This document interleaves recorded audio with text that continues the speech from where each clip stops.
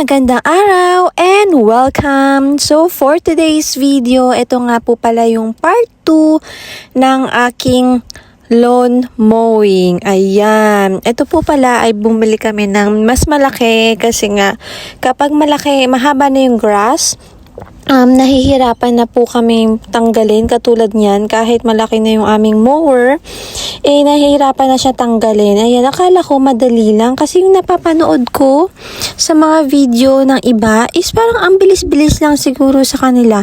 And because dahil first time ko talaga gamitin to, ayun nga. So pagpasensyahan nyo na, susunod gagaling na din ako. Diba? Practice makes somehow perfect, but at the moment, ini-enjoy ko muna ang day 1 ko na paglilinis. Ito siguro naiwanan po namin ng ilang weeks na po dahil medyo busy at ayun na nga, kapag pag lagi pong naulan at maaraw bigla, mabilis din silang tutubo at parang, di ba, alaga. So, anyway, ayan na nga, medyo 1/4 na lang ako, pero parang hirap na ako niyan kasi hindi ko talaga alam kung paano, alam ko naman paano gamitin instruction, pero ang bigat pala, kaya yung damo, papakita ko sa inyo saan namin nilalagay. Ipunin na lang namin kasi pwede siyang paggamitan sa iba. Ayan, so ang hirap pala maging content creator because tingnan nyo naman, dahil yung isang kamay ko hawak-hawak ko at yung isa naman ayun, nagtatanggal ng mga damo. So ayan, yung sapatos na yan is galing pa yan sa unang trabaho ko dito sa Australia, which is ang trabaho ko sa may manukan. Parang nagbubuhat ako noon ng 5 kilo each hand. Talagang mabigat kasi sa farm po yon, which is ayun, good experience naman for a few months. Pero yun lang, hindi siya maganda for me kasi nga ang bigat, parang hindi kaya ng aking katawan. So ito, ang ginagawa ko niya, ayan, nagtatanggal na naman ako ng aking mga nakuhang damo kasi hindi din siya andar kapag puno na, of course. Pero in fairness naman, mukhang hopefully matibay kasi medyo pricey, pero I think worth it naman, especially kapag malaki na yung garden. Malay nyo someday makabili ng bahay, diba? In God's will, diba? Wala naman imposible as we dream. Ayan, so ayan, long sleeve pala ako niyan kasi sobrang init, as in dito is mangingitim ka na lang dahil sa araw, yung pag araw-araw na summer, tapos hindi ka naglalagay ng lotion, ay good luck. Kaya yan, nag-long sleeve na lang din po ako niyan. Kailangan din may gloves at meron kang shoe protector kasi nga yung mga damo is pwedeng mapunta sa'yo at dapat nga nakapantalon yan, kaso sa sobrang init at medyo alam nyo na gusto ko na matapos yung trabaho at dahil day off, green up ko na yung opportunity kasi nga ang hirap kapag araw-araw ka din nag-work, yung mga gawain mong bahay is naipag-iiwanan. So ang ano talaga dito is time management. I think kahit saan naman po kailangan ng time management. Ayan, diba? Pawis na pawis ako niyan. Hindi lang halata dahil medyo malayo.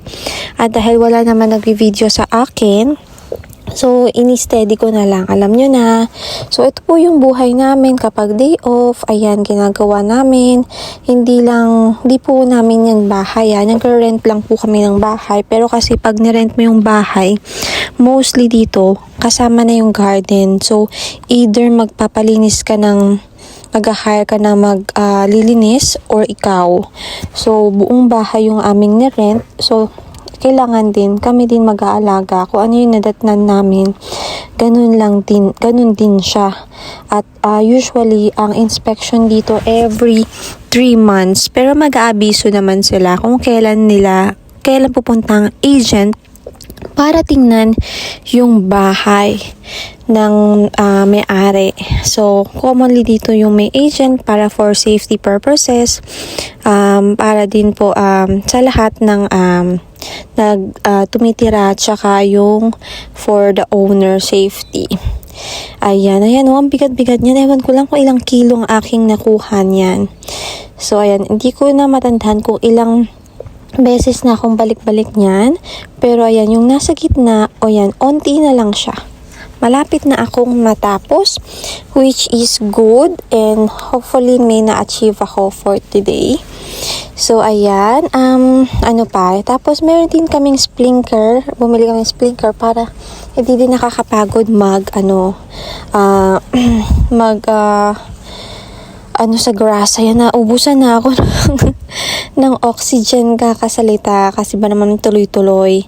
But ayan, matatapos na yan. O diba, nakaka-proud naman somehow kasi meron ako natapos for that day. Ayan, yahoo! So, ano pa bang pwede kong ikwento at i-share sa inyo? So, ayun lang, I think so. So, I think everywhere naman busy.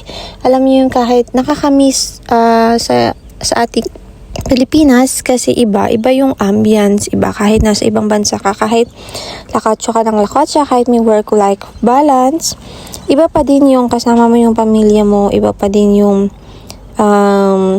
meron kang katawanan, kalungkutan, or banjing-banjing. Dito kasi wala, independent. Pag di mo alam, kailangan mo magtanong para ikaw din gagawa.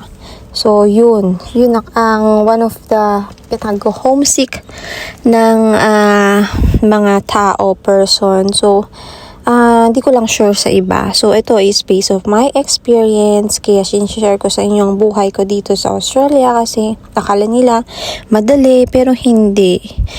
Pero I'm very thankful naman sa lahat ng blessings na binibigay ng ating Panginoon. So, dito makakount mo talaga yung blessings mo. As you count your blessings, syempre, isipin din natin na how to be a blessing to other people. So, ganun lang. Yun po. Maraming salamat po sa mga nanood.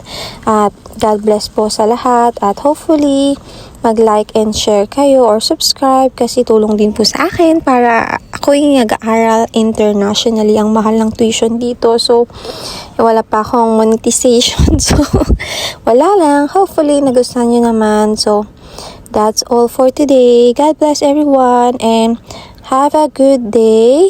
Take care. Ayan, so good for yan for few weeks. Ayan, clean and clean.